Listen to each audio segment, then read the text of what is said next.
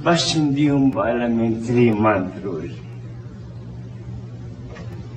Lahat ng taong na-in-love at makipag-break, alam yun.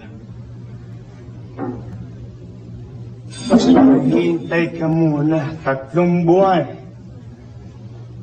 Diba, 3 buwan bago ka makapag-boyfriend ulit. Hindi mo alam yun?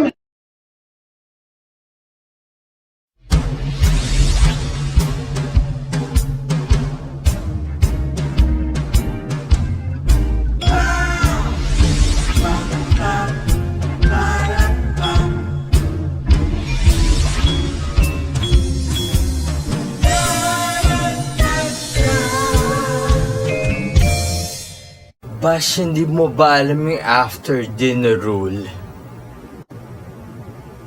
Lahat ng taong naghahapunan, alam yun. Bash, dapat hindi pinapalampas yung dessert kahit busog na. Mag-cheesecake ka o apple pie, samahan mo ng ice cream. Di ba mas okay yun?